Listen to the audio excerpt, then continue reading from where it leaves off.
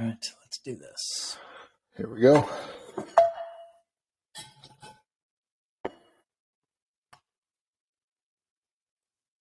All right, welcome everybody to another edition of the Master Marketer Live. We're gonna, looks like people are gonna start joining, rolling in here.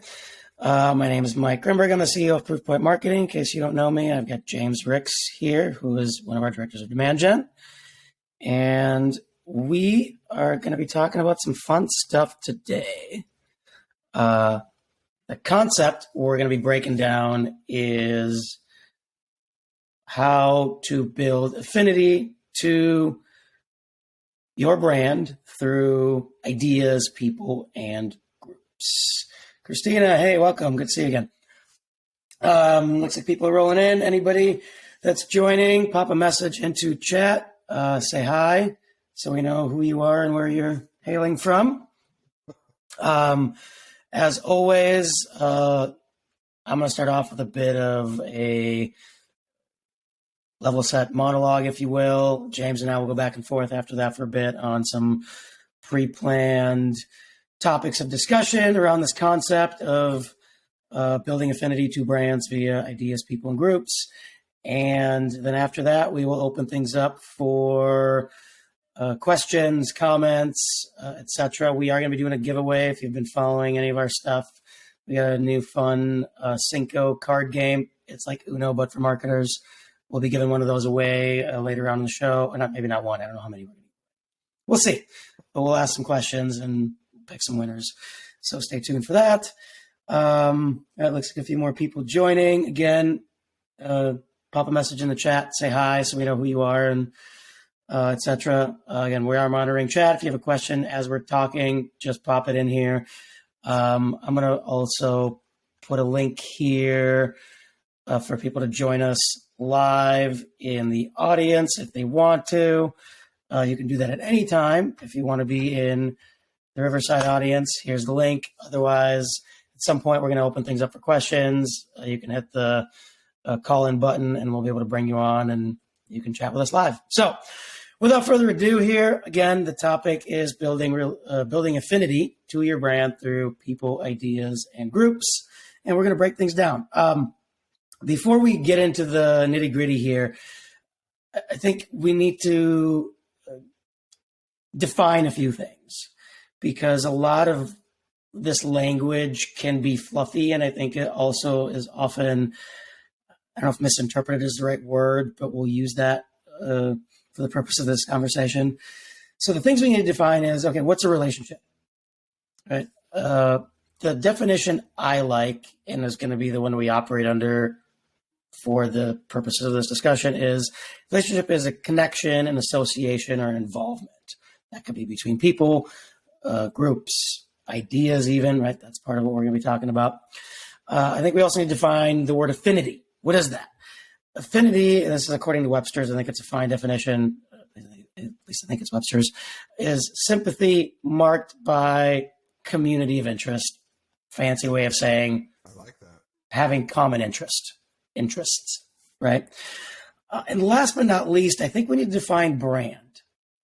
There's a lot of different definitions out there.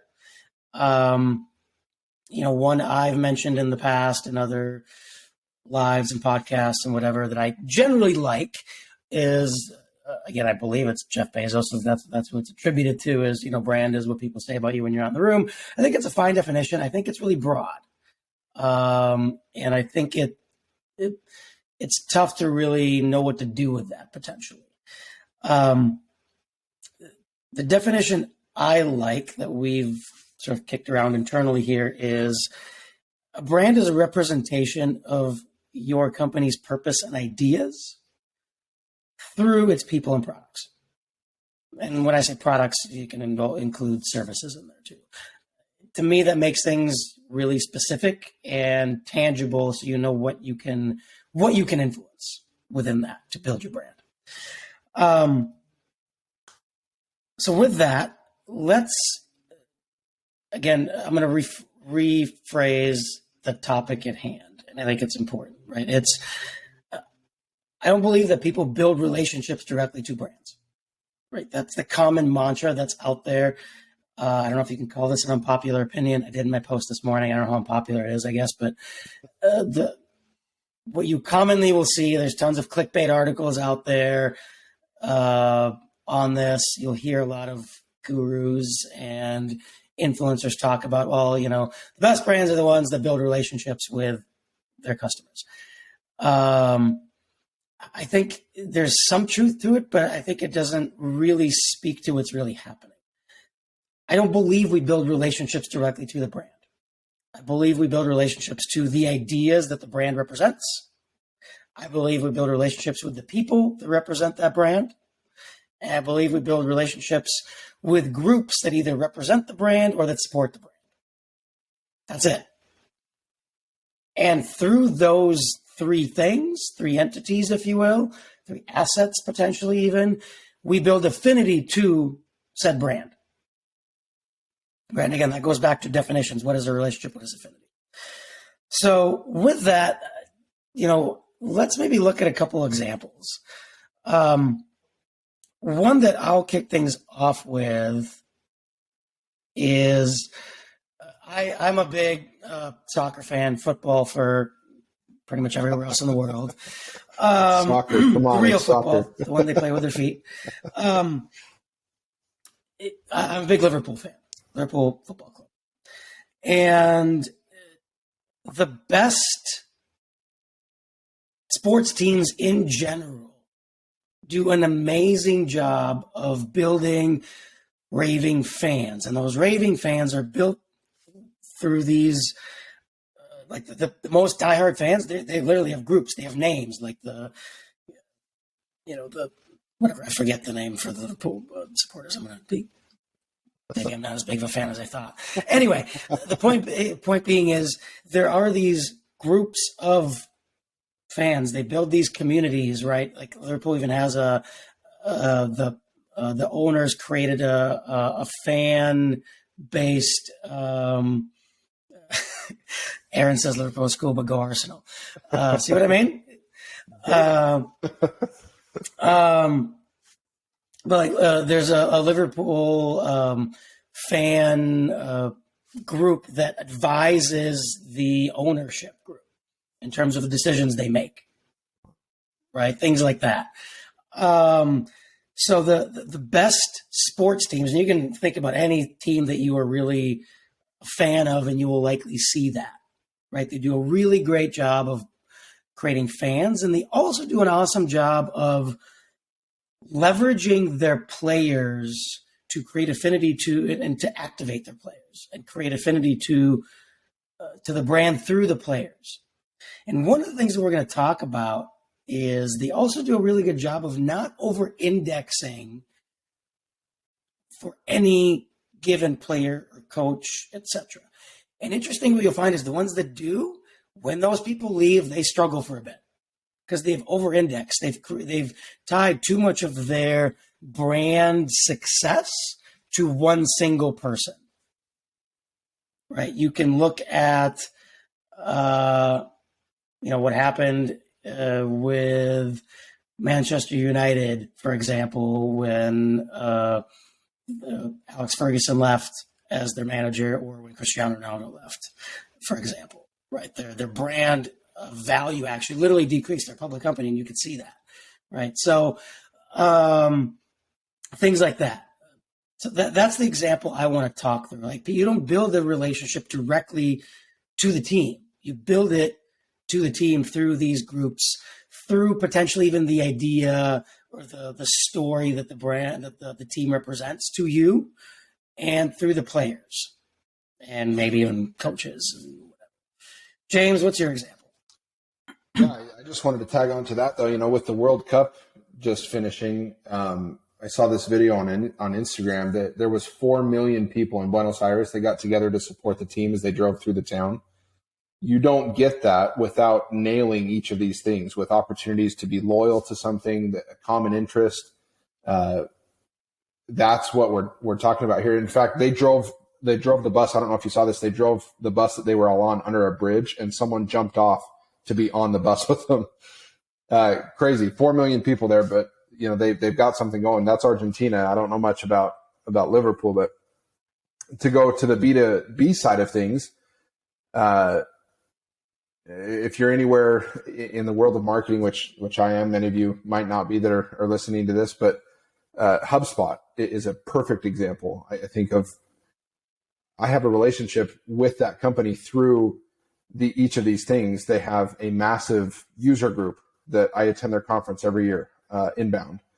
They've got, obviously a product that supports me and helps me do my job better, when I've used it. And then they've got groups that, that I can identify with. In fact, here in Arizona, there's a user group. They've facilitated people to get together who use their software to just get together and talk about how to better use the tools and share ideas and challenges that they're going through. But then there's people too. There's influencers, you could say, that that I follow that promote HubSpot and share how it helps people. So and it gets into a whole other thing that I wanted to just quickly talk about here, which is this idea of category design or category creation, where you're helping people build relationships with an idea or some new way to think about solving a problem. And again, HubSpot's a good example that they created inbound marketing was their category. And the whole, for those who are hearing category creation, for the first time, essentially what you're doing is you're starting a conversation around something that no one has ever talked about. And that's what we're talking about with like building a relationship with an idea. For HubSpot, it was, there's got to be a better way to do marketing and use tools to help us do that. And this idea was that inbound marketing can help flip the old way of doing marketing on its head, and a new way to think about attracting people to you instead of going out, with megaphones, like what was, the norm before that. And so now there's this idea that I have that, hey, there's this better idea, this better way to go about marketing. There's this group that I can go to where I can get support and challenge the beliefs that I've had. And then there's these people that I can follow as well. There's these guides or, internal influencers that help me understand that I'm doing the right thing. So that's my example. I talk about them a lot. I think someone in the comments, I saw Nike. Did I see a comment for someone that mentioned Nike as a company? That was earlier today. I think I came up with okay. Chris Holmes maybe posted about Nike for I forget who. But anyway, there's plenty of examples like this. We build relationships. The thing I wanted to get out earlier, you mentioned that the misstated thing that is kind of the norm is that people build relationships with brands. I think the idea is right behind that. Like what you're getting at is that it's better to have people that you have a relationship with and to treat your customers as a relationship rather than a number on a page or a metric on a dashboard. But you're right. Like that doesn't represent in reality how you actually do that. If you just try to build relationship with your brand, you're going to miss the mark, because there's these other things you have to do. And that's what we're breaking down today. So hopefully as you listen to this, you'll hear, what you can do, and then maybe also hear some of the things that you should watch out for with each of these, because there's some things to keep in mind as you build and work in each of these areas. Yeah, I just looked it up. So Chris commented, it supports this idea again. I love Nike because of Prefontaine and his story and growing up in Oregon as a runner. Right. So there's a story and a person that creates that connection to Nike. Right. Yep. That makes Chris likely a loyal Nike customer. I don't know. I have no idea. Chris, if you're on here, correct us if we're wrong. So yeah, James, like you said, I think maybe it's a good time. Let's do our giveaway right now. So we got a few people in here. Looks like a few more are coming in too. Again, the concept here is people build relationships. I'm saying my own thing wrong. People build affinity to brands through relationships with ideas, people, and groups. So post in the comments, everybody that's here, of a brand that you believe does a good job of all three of these things. So a brand that does a good job of connecting with their customers through their people, through their ideas, and through groups. I'm excited to see who we get here. Yeah, we'll keep rolling. Feel free to post. I'm gonna pop a comment in here, James. Maybe I'll keep talking. Maybe if you want to pop the question in the chat, sure, folks, if you're in there, I'll keep chatting so we keep moving, and then as people roll in, they can pop that in there. And again, we'll give away our custom designed game of Cinco, which is like Uno but for marketers. So James will pop the question in the chat, and everybody just feel free to pop your thoughts in there. So, all right, what we're going to be doing, as James said, is we're going to break down each of these in detail. We're going to talk about, okay, what does it mean? What do you need to do to build relationship to your ideas so that you can build affinity to your brand? And what should you be watching out for? We'll start with ideas, then we'll talk about people, and then we'll talk about groups last. So when we think about building relationships with ideas, what does that mean? And what do you need specifically? What you need is a really strong strategic narrative. You need a strong point of view on your sliver of the universe, if you will. Right. So if you are in, again, we'll use Proofpoint marketing as an example. Our unique point of view on it is that marketing's job is to build relationships at scale, right? It's not anything other than that the relationship is the unit of measure for BarkBox. Micah, tell us why. Chewy, wow, there's a lot of pet people here. Awesome.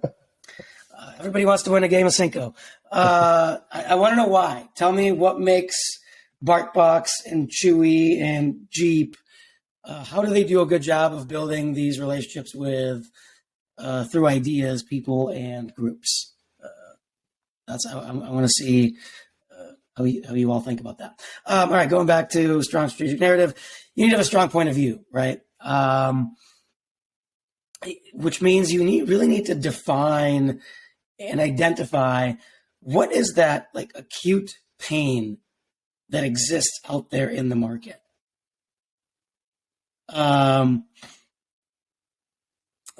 That you are solving.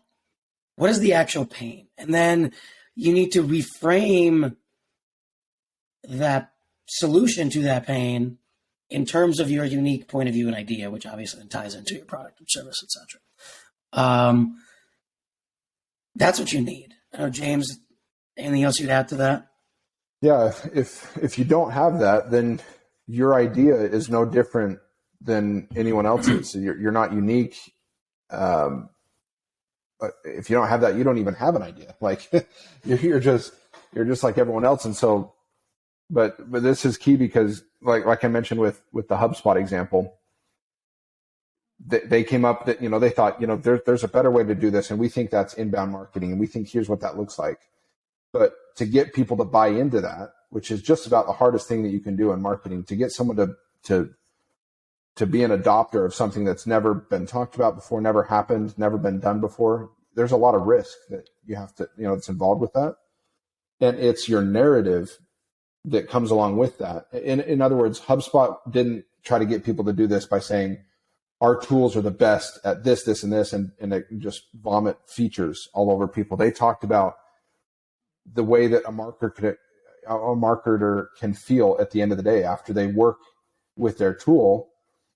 They can feel like they moved the needle, right? They it's been a while since I've used HubSpot, funny enough, but you get the point. Like they talk about what it's like for me, what problem does it solve for me, and that's what I align with. That's the narrative that I hitch my wagon to.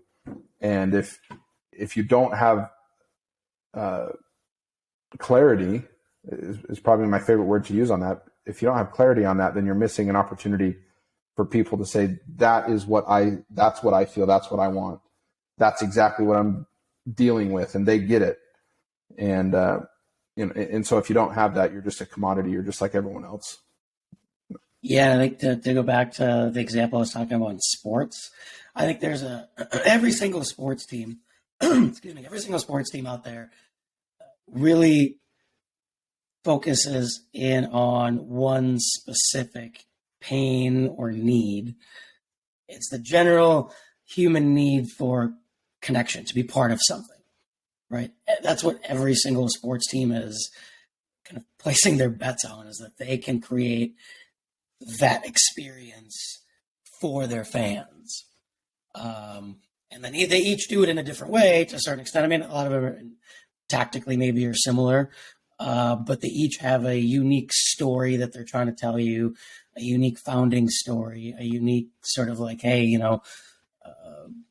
they have slogans. Again, I think in soccer specifically, football, everywhere else in the world, my connections to Liverpool Football Club, they have the whole, you'll never walk alone. Like, that's the whole thing. Like, their entire mantra is about that community, if you will. And you see that with B2B orgs too, right? James was talking about HubSpot. Salesforce does a great job of this as well with Dreamforce and their Trailblazer community and all this kind of stuff. So that's what you need. Here are the things that I think you need to watch out for and account for when you are building relationships to these ideas. Number one, to have a really unique POV, oftentimes you have to be contrarian to whatever is already out there, right? Otherwise, you're just one and the same to everything else, and then it's a race to the bottom. That's the whole premise of category creation, which James is also talking about. When you do that, you really just need to make sure that you really understand and are okay with the fact that there's going to be a bunch of people who don't agree with your idea. You're going to have haters. You're going to have people that just don't agree with you and don't want to buy from you, right? So you are automatically, by doing that, limiting your TAM, if you will. And that's okay. That's actually a good thing. But I think a lot of companies and marketers are scared to do that and are scared to take it too far. And when they do actually take that leap, they backtrack once they see it happening. And they don't create enough of the other things that we talked about to support that, to support the people that could be raving fans. They don't really focus on building the community. They don't activate their people, which we'll talk about, all these types of things. And the one other thing I'll mention is it should be football. Yes, it should.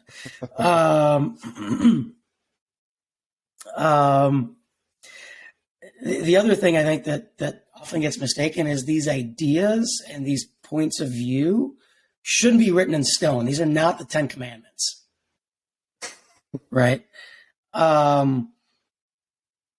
It's sort of maybe kind of this concept of, strong opinions loosely held kind of thing. I don't know if that's the best way to describe it, but you need to have a strong point of view. But as the market evolves, as new ideas come to the market, if you will, as socioeconomic changes happen, all this kind of stuff, your ideas and your points of view need to be able to evolve, and that's okay. Right? You want to always be listening, and it doesn't mean that you're going to adjust it, in any given cadence. It doesn't mean it's every 6 months. Doesn't mean it's every year. Doesn't mean it's every 5 years, whatever.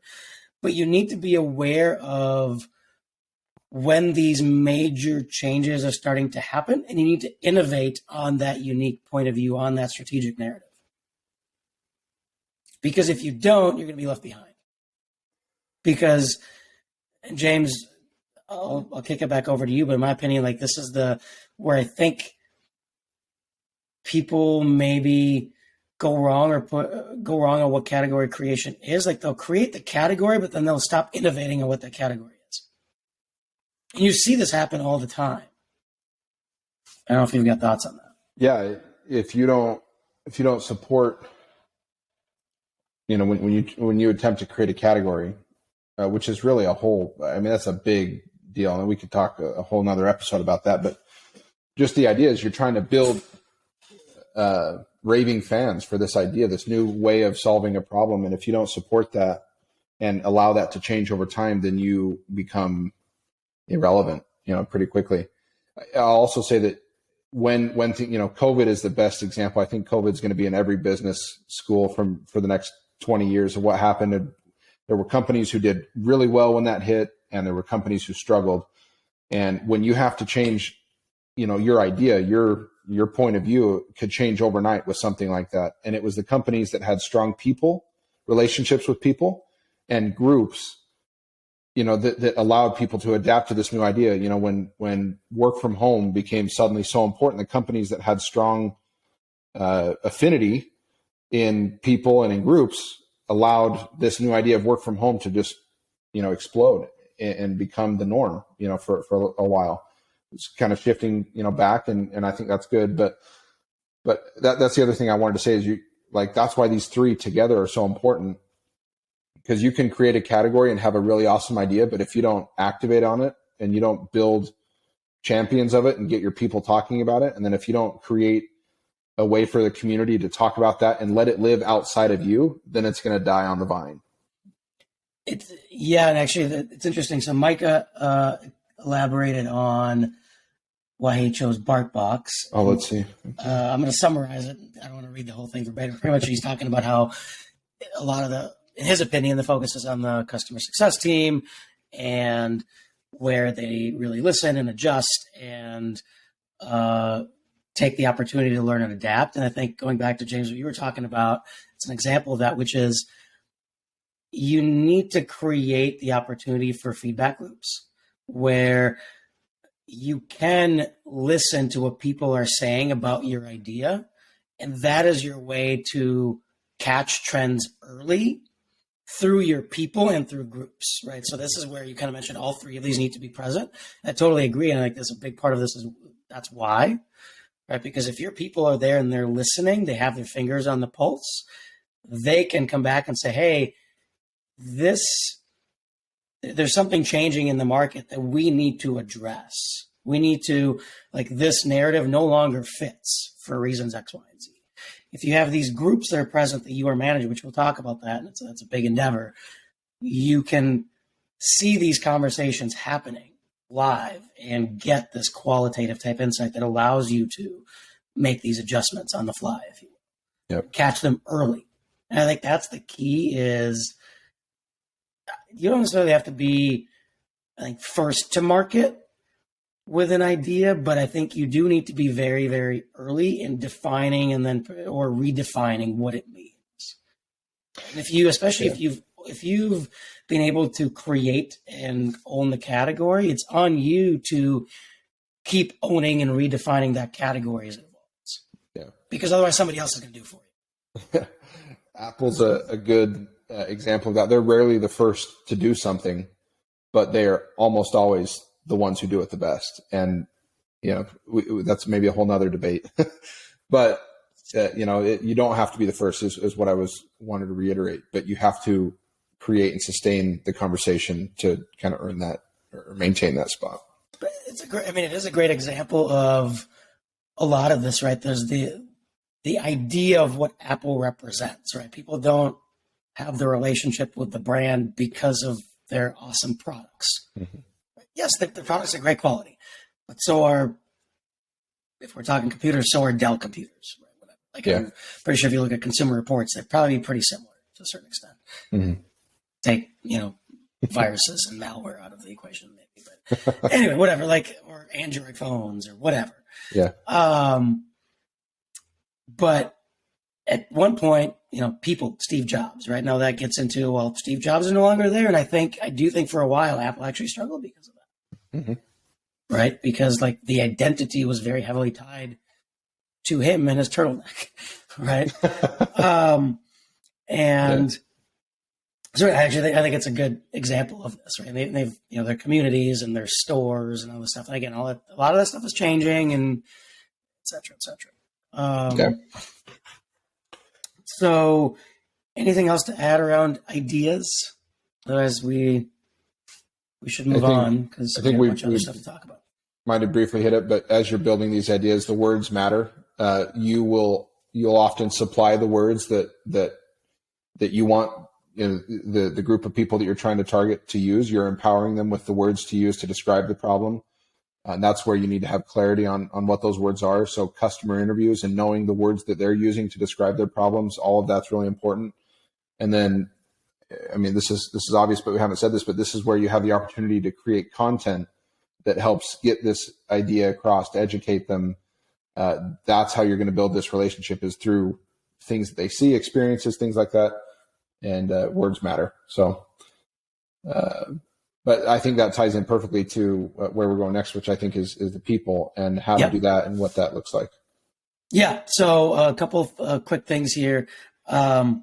If anybody, the whole concept of words matter, 100%. Our last week's live was about topic of message market fit. If anybody is curious, James, maybe as I'm setting the stage for the next one, if you can find the link to last week's, you pop it in there. Otherwise, it'll be going live on our podcast in a little while. But I would point people to that in terms of words and messaging and all that specifically. Christina has a question while I'm finding that. Christina has a question about people that we might want to tie into this. It looks like. Oh, I'm not seeing it. Why am I not seeing it? What's the question? She says, what do you think about brands that use the same person over and over? I think you kind of mentioned this a minute ago, but for a long time in commercials, like the guy from Apple or Flo from Progressive, could that be a risk with over-indexing, she wonders?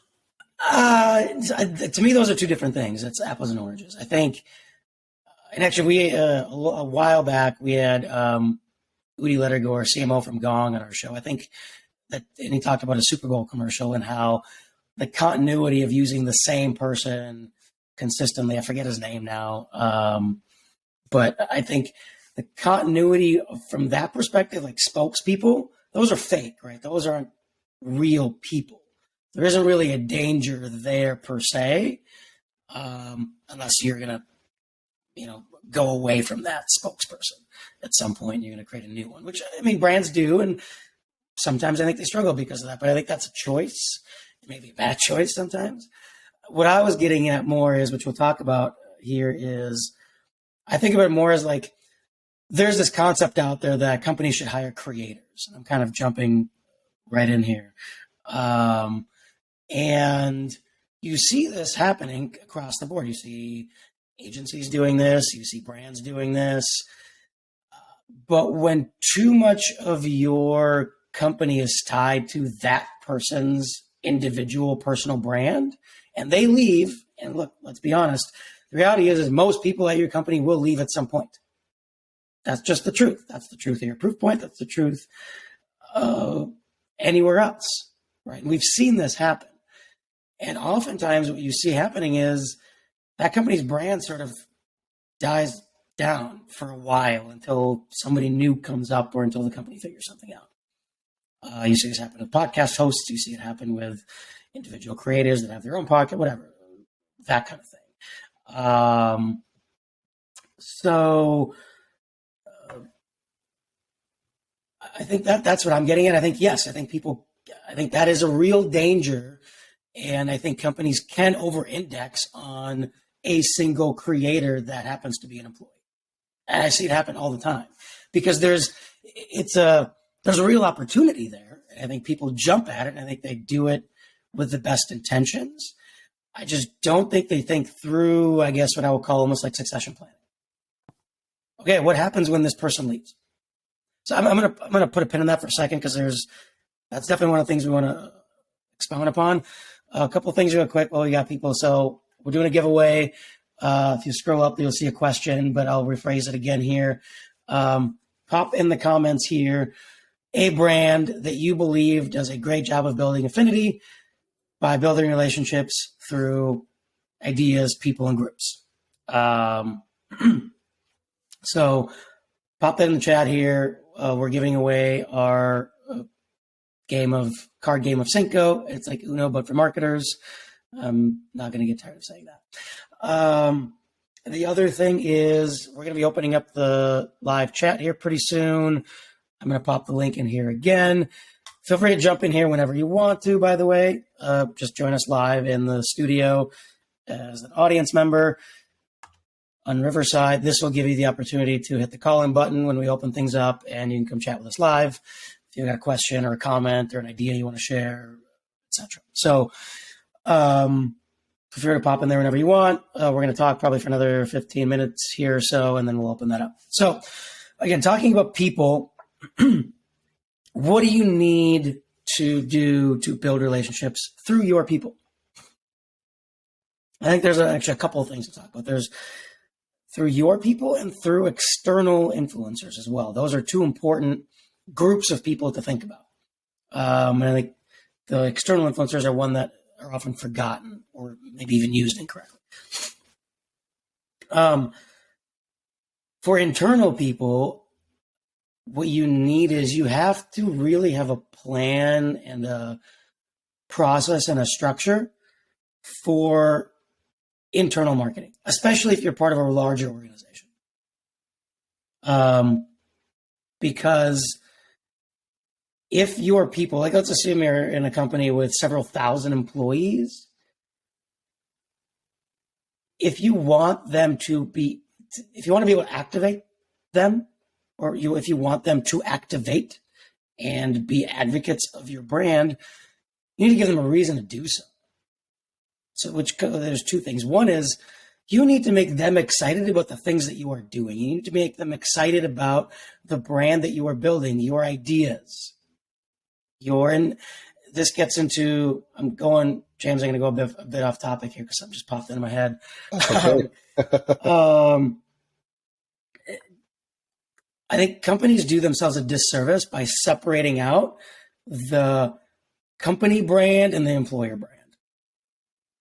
I think they need to be one and the same. The employer brand is part of your company brand. And here's what I mean by that.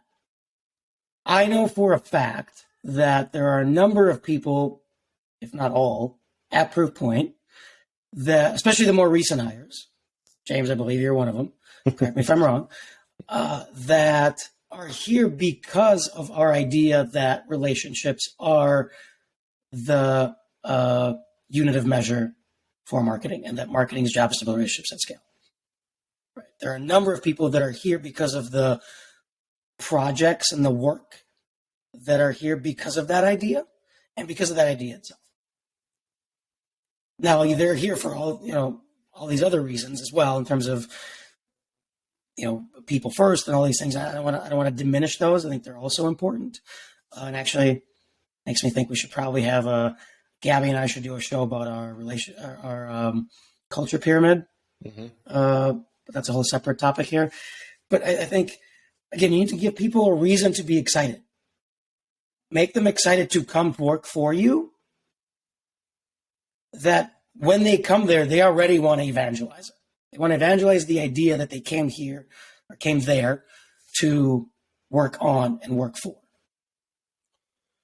Yeah, that's a huge benefit of having a strategic narrative. It is that it will. I used the word bat signal in a previous live, I think. But when you put that out there, it will attract people that think and feel and are operating on the same frequency, so to speak. And that goes. That doesn't apply just to your customers. That goes to internal teammates and stakeholders and things like that. External partners. Maybe they have no business being your customer, but they get what you talk about and it jives with them, right? And so that's a huge part of it. Category creation. When you create a category, the very first people that you have to win over are your internal employees, and it's so serious that it's worth letting people go if they don't align with that. Like, that's how serious this is. I think this is one of the points we're going to make, is that you may need to hire and fire according to how well your employees align with your vision. If they don't, then you're hurting yourself by having people that don't, feel the same way. It's a whole other topic that we can get into, but that's how important this is, that you have people that, well, first that you have that clear, this is what we stand for, this is the way we think about things, and then that you empower them to evangelize, to share, to what's the word that you use to, I think activate. That sounds too clinical, but I think evangelize is the right word. You have to give people, you have to give people to be excited about it to evangelize. Yeah. People don't evangelize just for the heck of it. Like, it's not, and if you think about products or companies that have raving fans, or in that internal or external, in this case, we're talking about internal raving fans. They're the ones that really give people the reason to be excited about what they're doing and where they're going and why they're going there and the problems, the pain that they have identified and they're solving. Yeah. Right? Actually, I guess where I was going to go with that is, if you think about the strategic narrative, I think what you're looking for is one of two reactions. I think we talked about this last time we talked about message market fit, which is either, never thought about it that way, or yes, finally somebody's saying what I've been thinking. And that's just as important for prospective customers as it is for prospective employees. Because if they don't have one of those two reactions, there's absolutely no way in my mind that they're going to become advocates, evangelists. They have no reason to. Yep, 100%. All I was going to add to that is that we're getting into some areas that are really, really hard to measure. You're not going to be able to measure and quantify a lot of this on a dashboard. Yesterday, I signed a loan, or I signed some documents for a loan at a bank that I was referred to,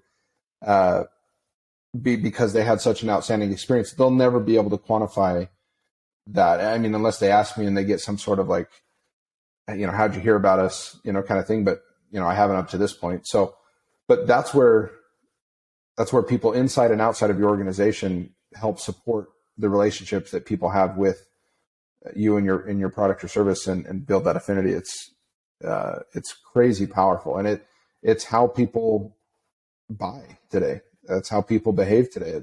It's not like it used to be, where a company could,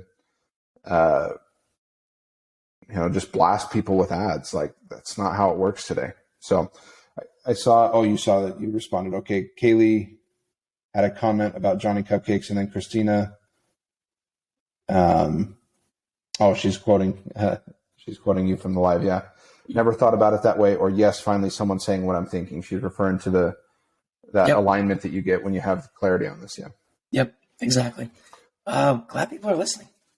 Love it. Clearly, I'm not speaking completely into the void. So, all right, getting back to people here. I want to keep us moving because we're about 40 minutes in here. So again, I think internal marketing is critical, and then I think you need the infrastructure and systems, if you will, and frameworks in place to empower your people to activate. Right. Now, I'm not talking about employee advocacy software or platforms. I actually think those platforms, in my mind, long term, I think they're working now just because it's sort of like, the idea of, it's almost like any PR is good PR, like any mention is a good mention. I think over time, and we already see this happening, I believe, is it just creates more noise. And when there's too much noise, it either loses its impact or actually potentially has a negative impact over time. Right. And I think as these tools proliferate and as more and more companies implement them without doing all the other stuff, all they're doing is creating noise rather than actual advocacy. Good point. So anyway, I don't mean that. Again, that could be a whole conversation on its own too. What I mean is things like training, things like making people feel comfortable building their own personal brand that's not just, hey, we don't just want you to promote the company. We want you to be excited about it. That's the internal marketing. But that's it. Your job is just to get them excited and then let them have it, right? But then give them the tools to build their brand. Give them the training. Give them the time, the flexibility to do so, right? Don't punish them for posting on LinkedIn, right? I mean, Gabby talks about this all the time about in her past roles prior to Proofpoint, her bosses and early on in her career would punish her for pretty much being an evangelist and posting and being active, right? Now, this was early days of social media, but still, right? There are still plenty of companies that do that. There's still plenty of companies that go, well, no, we don't want our people to be active because what if they get poached? That's so big, yeah. To you, they're going to get poached anyway, so whatever. But, things like that. James, anything you want to add to that?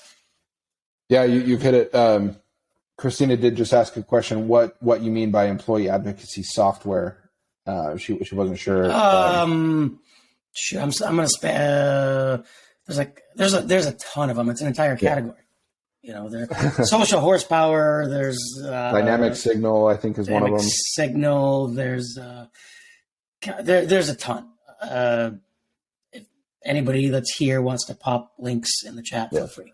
And I can follow up to Christina if you're wondering. But they're literally, if you just type in employee advocacy software into Google, you're going to get a G2 and a Capterra page, and then a million other results.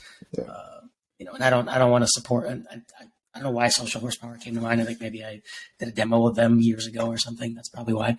I don't advocate for any of them, to be honest.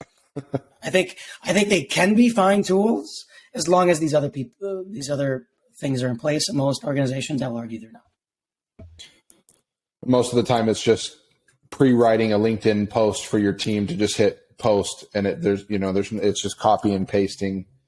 So there's a lack which of is why it creates noise. Yeah. No, that's it though. I think the last part, groups, is going to be interesting because you can't really effectively do this one without the previous two.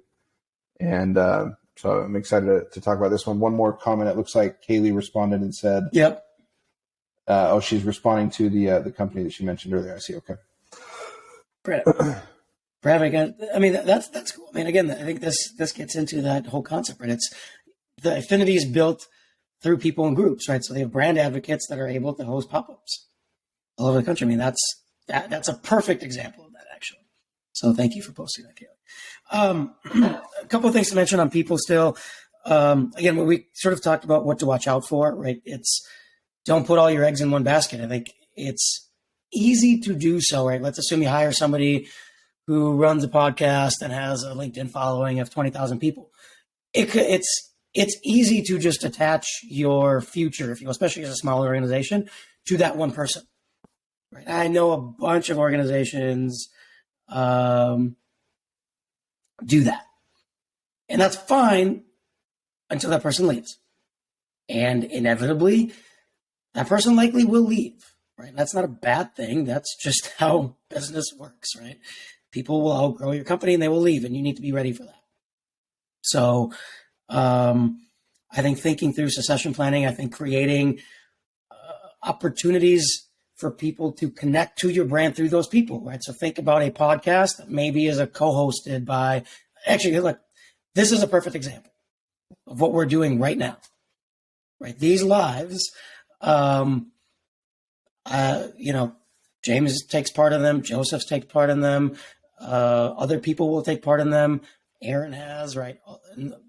James has a decent following. Joseph has a bigger following than I do, right? But because I am co-hosting, I can tie the two together. So people that come because they know Joseph or because they like Joseph or know James and like James or anybody else in our organization that's going to be part of these can now get to know me as well. I'm not going anywhere anytime soon, right? And then that builds affinity to me as well as to Proofpoint as the organization, right? So this is a perfect example of how you could do that. Podcasts are a way to do that are co-hosted. Events, where you have multiple speakers and you create an experience that's more about that your company creates the experience, your brand creates the experience that happens to involve the people that are creating that have those relationships, right? Those types of things, a community. And that, I think, is our transition into the next one, which is groups.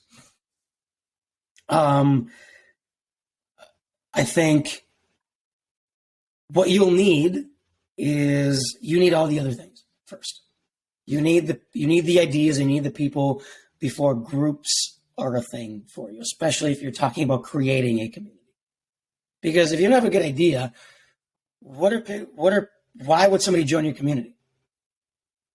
And if you haven't attracted the right people, now again, those people will be attracted to your idea. The idea isn't there, you're probably not going to attract the influencers and the right types of people. If you haven't attracted the right people to your community, if you don't have the right ideas for people to just build relationships with, why would they join your community in the first place? So this is where those things are completely interconnected in my mind. And the main thing I think people underestimate that you need to watch out for is the sheer amount of resources that are required to run a community. And I think a lot of organizations jumped in the community bandwagon, and there are a lot of ghost communities out there right now. And it's because they never really invested in community management and moderation, especially the free communities. The paid ones are a little bit better because the people that are going to pay are usually not going to be the bad apples, if you will. They're not going to be self-promotional and this, that, and the other, right? Not as often, at least. But it's the free communities that at one point had value that right now, honestly, there's a tons of them that they might still have a lot of members, but they're mostly ghost towns because there's just a bunch of people just self-promoting. Right. There is no moderation and things like that. So, James, thoughts? There's a Facebook group for everything under the sun, but how many of those actually have value and impact in people's lives? That's another question. I actually question that a lot sometimes. Another thing that's important with creating groups, and by the way, we're not talking about like you need to go and invest in a community management software. You don't need to create a Slack, I forget what they call them, not a Slack thread, a Slack Slack group or Slack channel. Yeah, whatever. Slack environment. Your community could happen in the comments on posts. On social media, it could happen.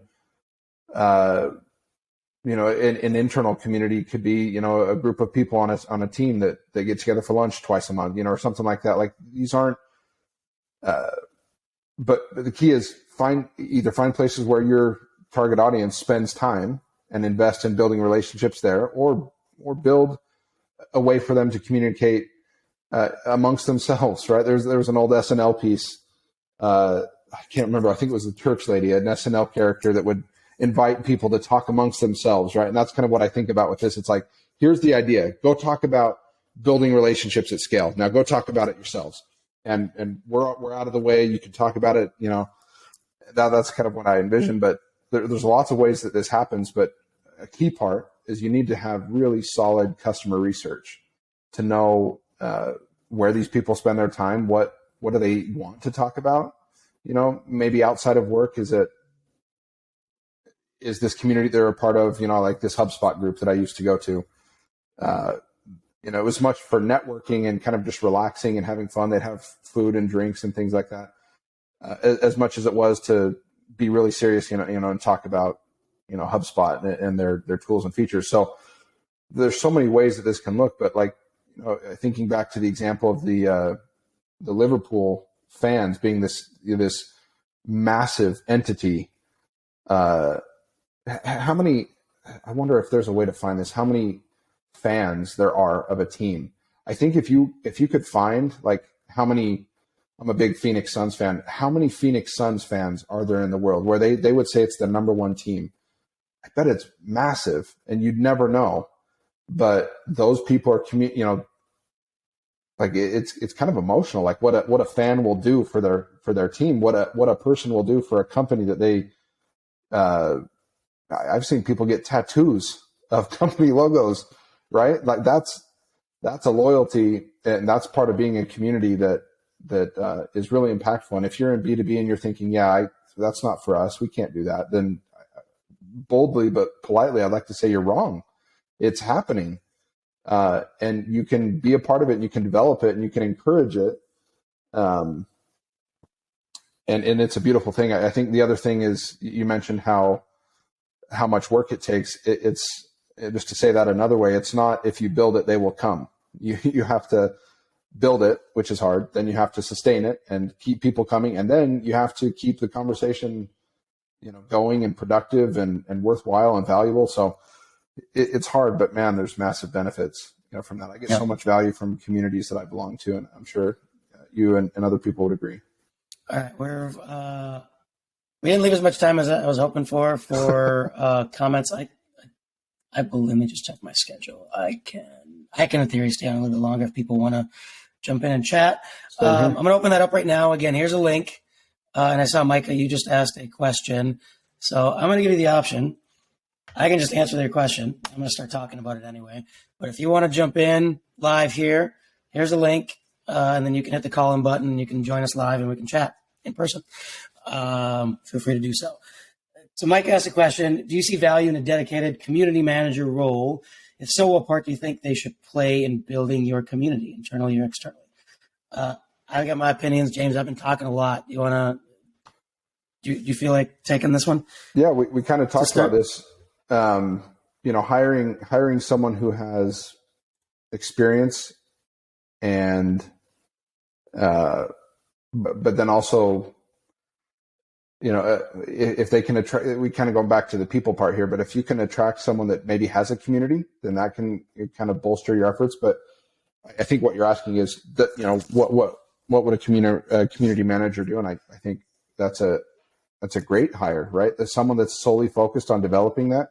It's probably not the first hire you make, right? You'd want to get the other two squared away first, like someone to, you've got content marketers who are going to help support your idea affinity. You've got people or influencers or thought leaders that are going to support your people affinity. So I don't know if I'd put it at the top, but having someone solely focused on managing that. Of course, if you have a large community, then you're going to need multiple moderators and, keeping an eye on the group to make sure that things are in line with what you're expecting. But I think that's a great hire. And then you asked, if so, what part do you think they play? I mean, that's where you can get someone who has a lot of experience building communities like that. Maybe they've managed a community of 30,000 members before, and have a lot of experience that they can bring to the table. I think it's a great hire. Yeah, I think I'm going to give a bit of a nuanced answer. I think you can start a community without one. I think you can even pilot a community in a couple of different ways. I mean, look, what we're doing right now is technically a community. And there's a number of people in the chat here that have been showing up weekly, pretty much, right? That's a community, right? And I mean, Christina apparently listens really intently and quotes me now. So there's that, right? That's a community, right? We don't have a formal community manager role at this point.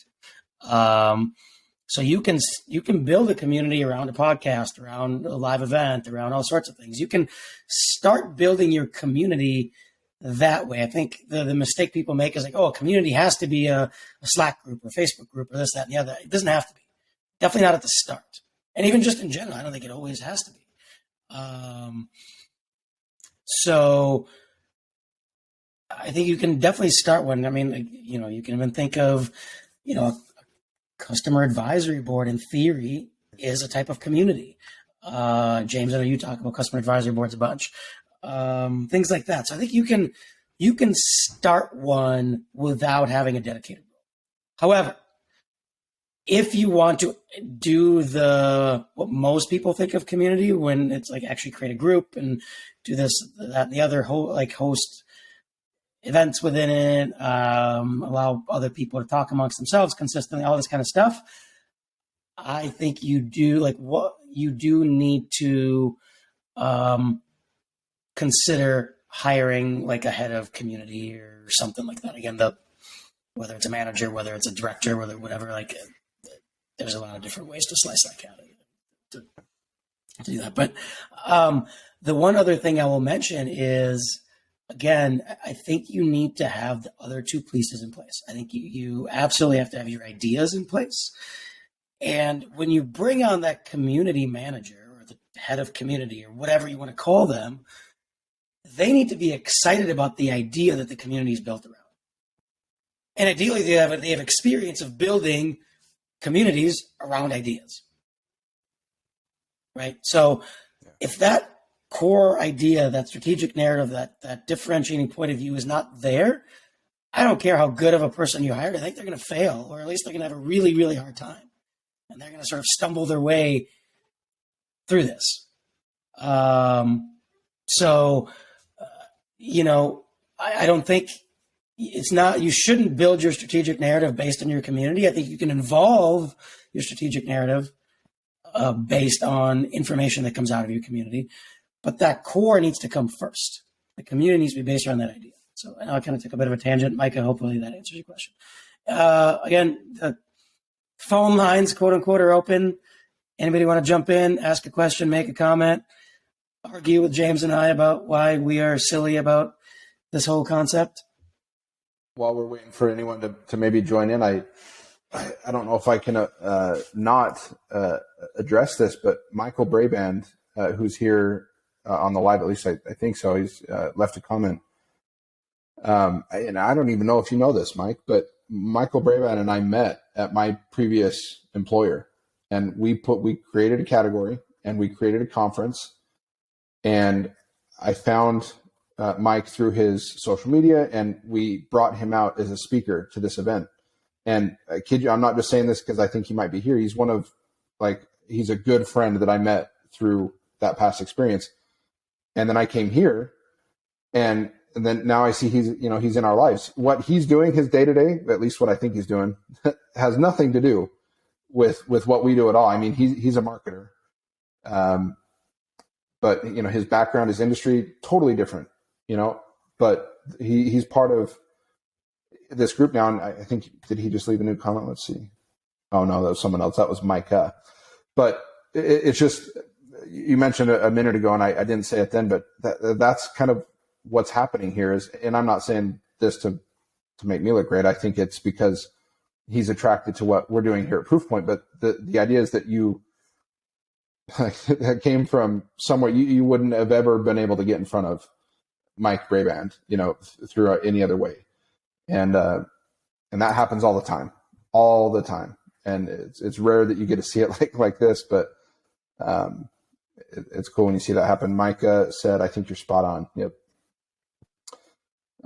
Anyway, right. I thought I'd mention that, but no, I think that's a very good call. And again, I think that shows the power of communities and relationships and pretty much everything we're talking about.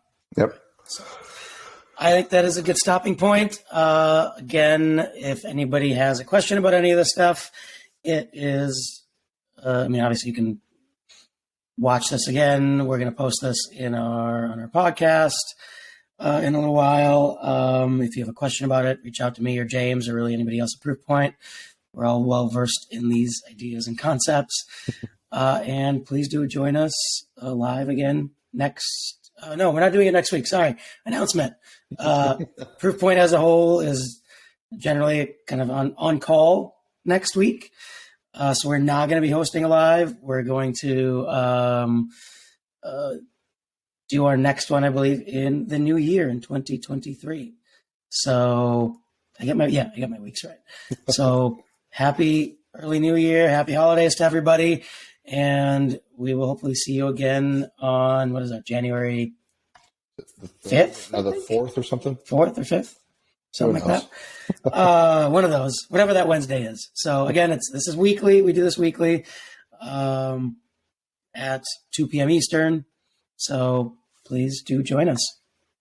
And on that, awesome. We'll see you. Thanks, everyone. Bye-bye.